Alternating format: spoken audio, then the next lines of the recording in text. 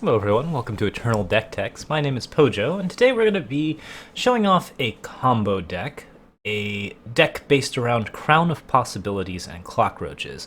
This is a pretty popular ladder deck right around now. It's a lot of fun to play. It's probably one of the most fun decks that you can start out with. And it's pretty cheap and simple, easy to build for newbies, so I recommend trying this out, and I am going to show it off and talk about how it works and what we can play, how we can play with the numbers a little bit, what we can do with it.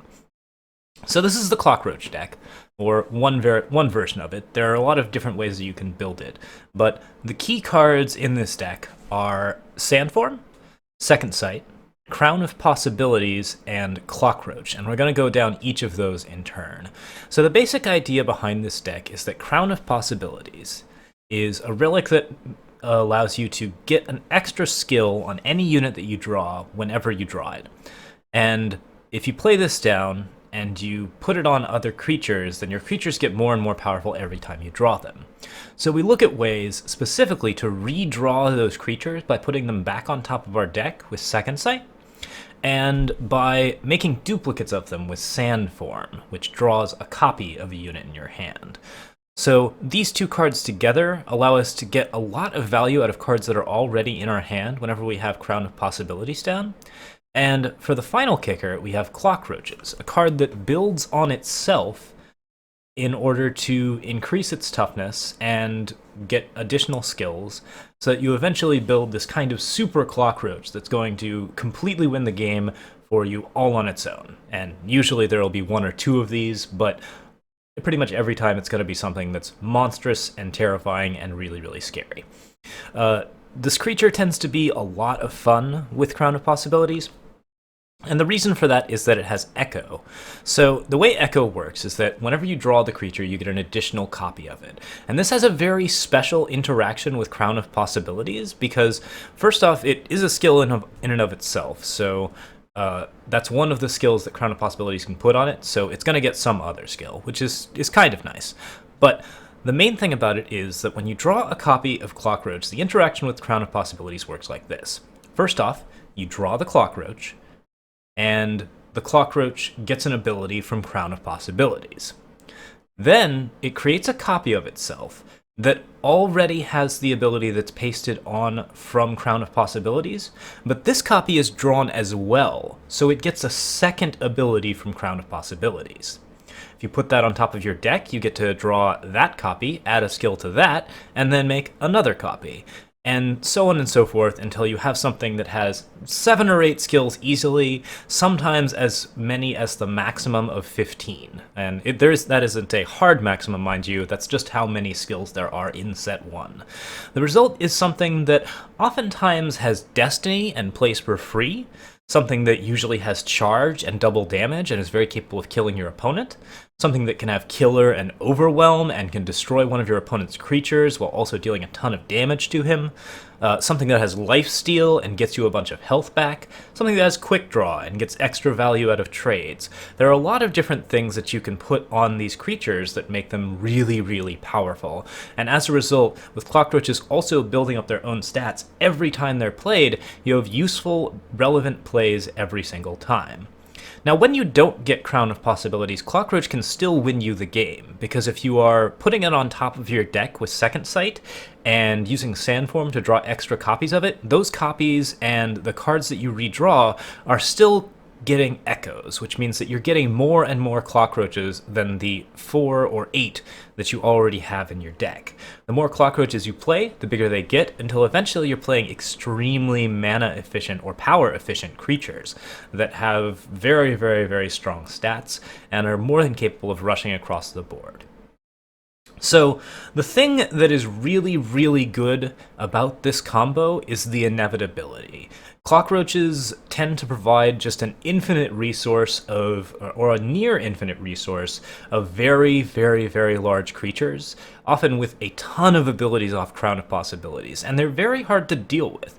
This deck has some of the best inevitability in the game. If you get Crown of Possibilities down and you continue to draw more and more Clockroaches, you're going to win if your opponent doesn't do something to stop you. As a result, most of what we're looking at for support for this deck is ways to make it so that this deck doesn't die in the first couple of turns, because it has to get to turn 3 to set up Crown of Possibilities, and then it has to survive after playing Crown of Possibilities instead of developing the board.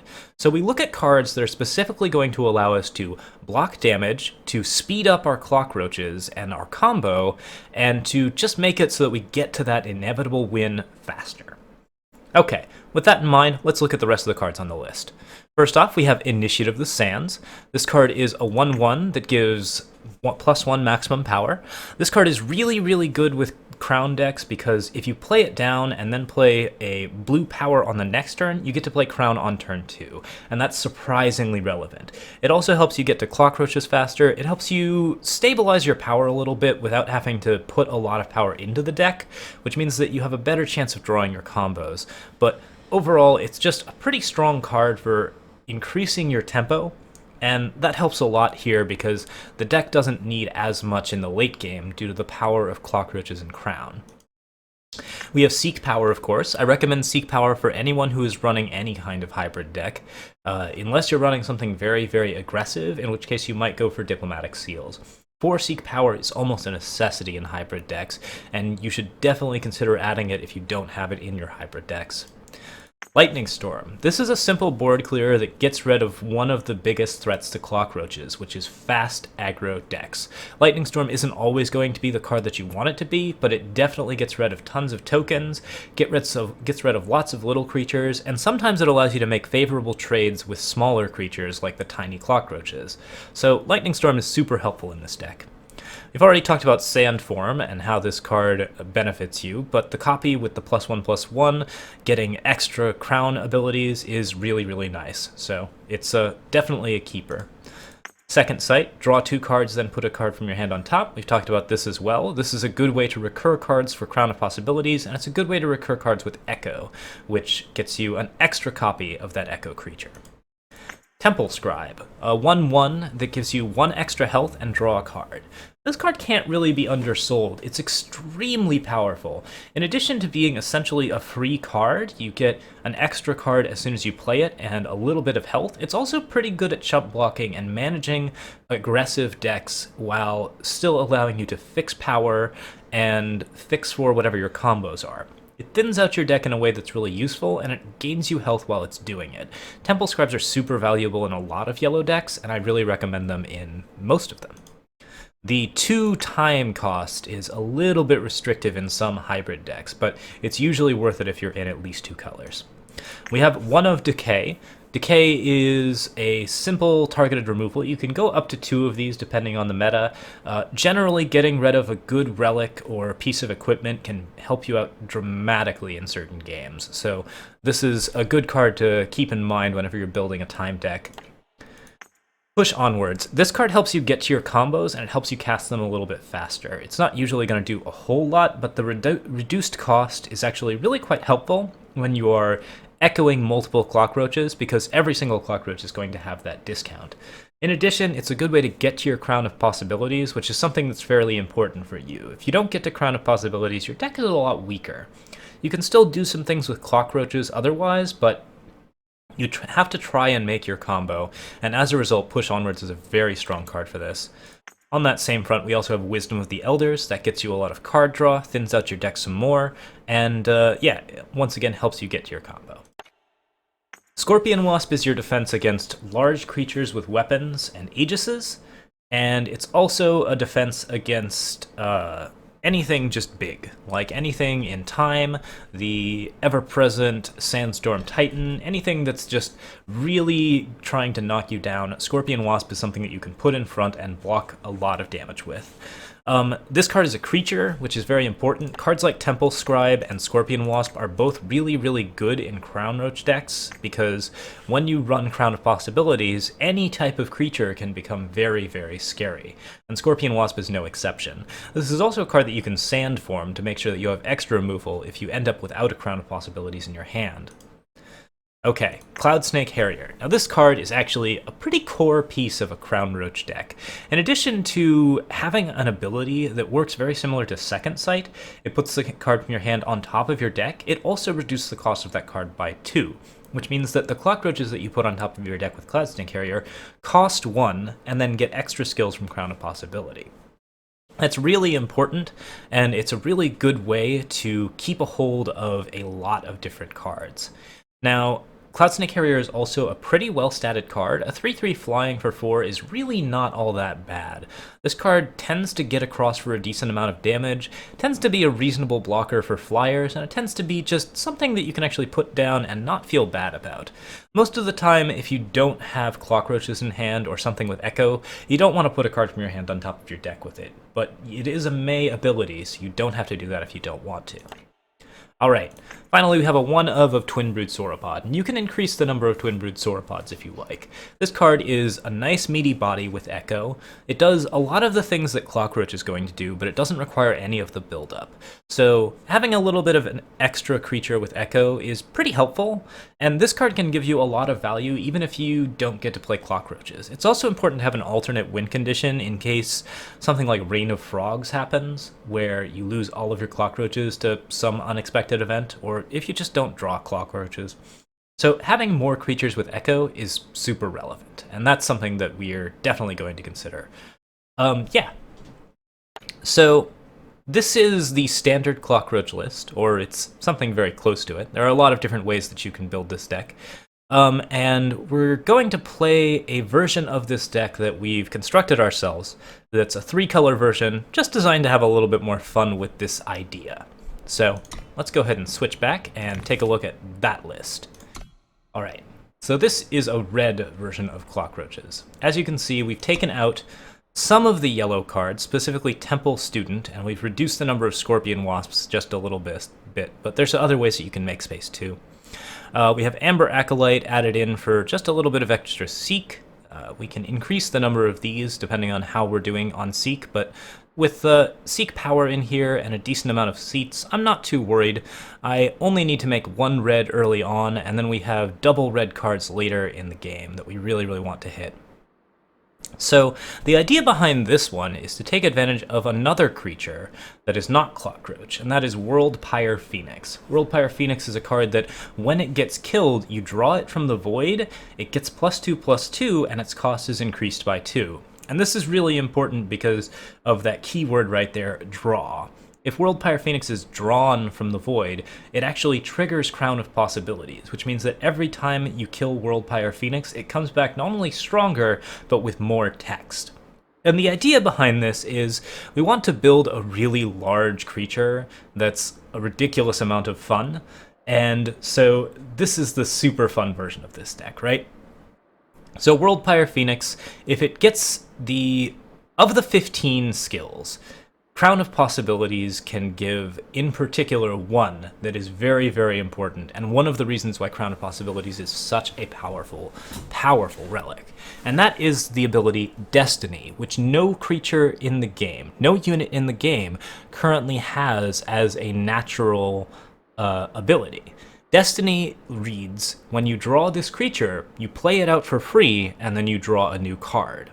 With a card like World Pyre Pheonix, if it gets Destiny for any reason, then every time you kill it, you just play it again for free, and it stays out on the board forever. And it's really, really interesting when it gets Echo as well, so there are some things that we're going to do with this. We're going to play a version, but the additional stuff we have here is we have extra torches so that we can stall out the early game faster. That's actually one of the reasons why we splashed into red in the first place with this deck. And Soulfire Drake, which gives each unit in your deck flying or charge randomly. Adding extra skills to cards in your deck is pretty beneficial because, first off, flying and charge are both really good abilities to have, but secondly, every ability that it's already got means that it has a higher chance of getting Destiny, or Lifesteal, or Deadly, or any of the other really beneficial abilities that you could possibly get off of Crown of Possibilities. Soulfire Drake and World Pyre Pheonix are fun cards here, and this is the fun version of the deck. So we're going to play a sample game with this. Here we go.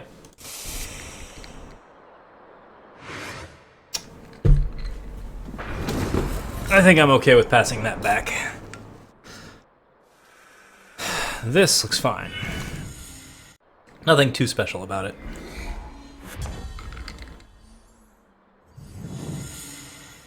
I don't think I Sandform.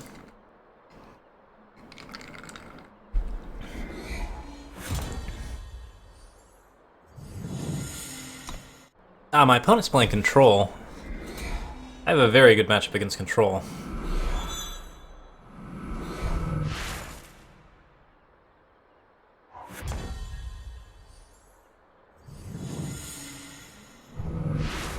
Still need another purple here before we can do anything. Or another red, purple.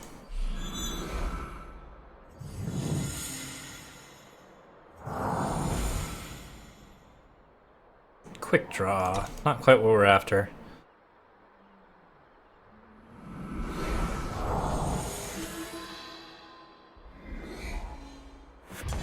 Amber Acolyte in Control, huh?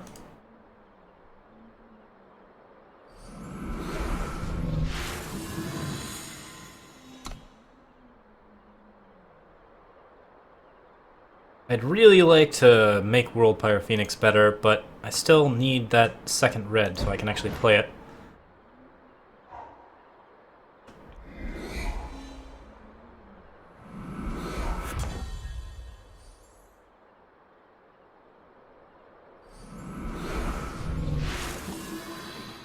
Let's be in a hurry. Let's see what's going on. Killer, nice.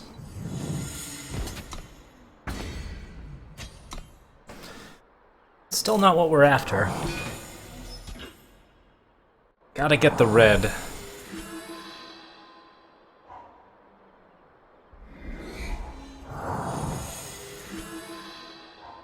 Probably a stun here? Yeah. We can get some endurance going, that'd be good. Yeah, Soulfire Drake. You're another card that really... Ooh. Ooh. Ooh, shiny. Okay. Flying an Aegis, huh? Alright. Well, I definitely should play at least one Aegis Clockroach, right? That Soulfire Drake looks really good. If I can get it going. Wisdom of the Elders, draw a red, Soulfire Drake, kill. Looks pretty good.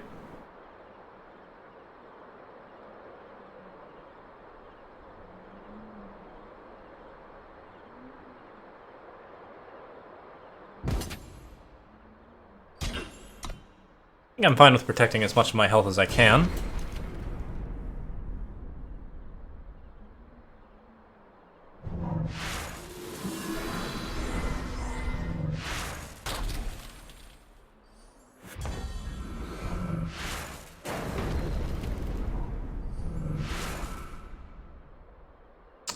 Wasn't expecting Yetis. Good top deck, though. Okay, so Crown of Possibilities will definitely help here. Doesn't do anything special this turn. But it's overall very beneficial to me.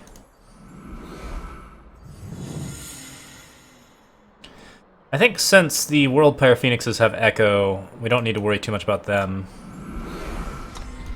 We can just play Clockroaches with Aegis.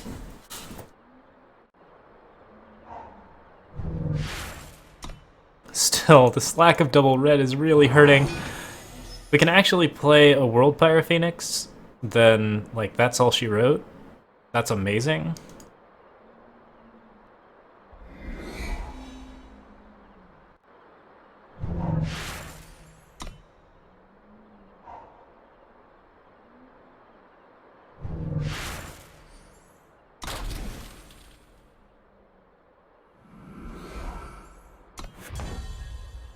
Okay. Destiny. Give it Destiny. Yes!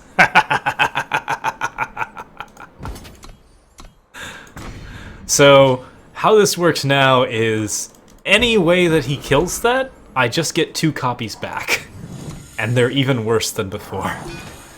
That card is completely impossible to deal with. You have to silence it.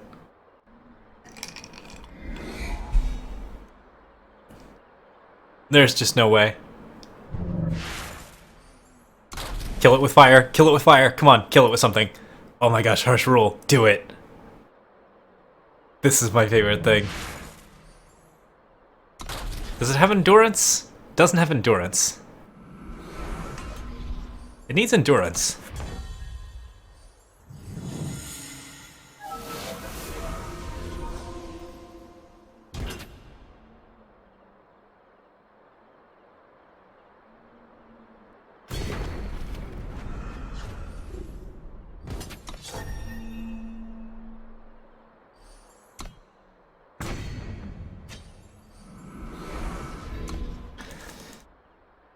Alright, play more World Pyres.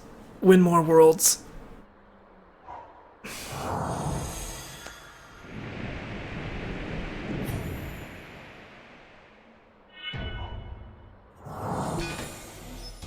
I don't actually have anything else with Killer. Yes!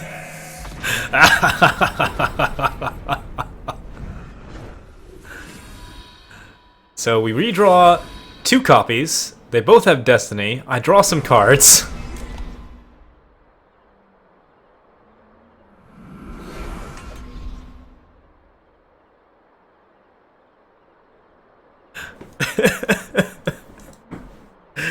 Oh, it's beautiful.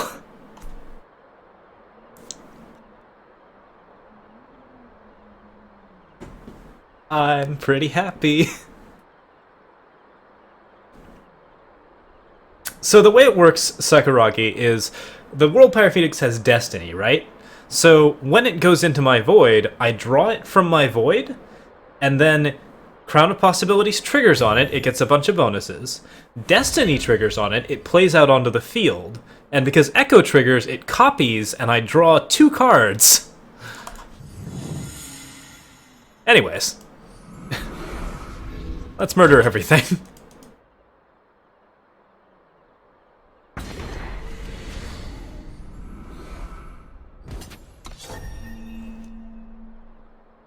We have one of the better matchups against Control that there is.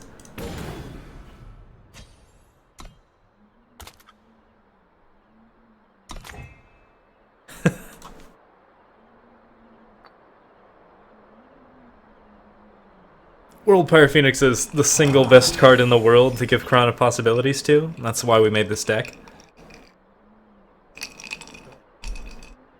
And now the joy is real.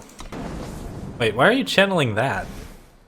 I mean, I guess just for the heck of it, right? It's Crown of Possibilities. Every time we draw a unit, it gains a random skill. And we have 3 of them, so... bad stuff is happening.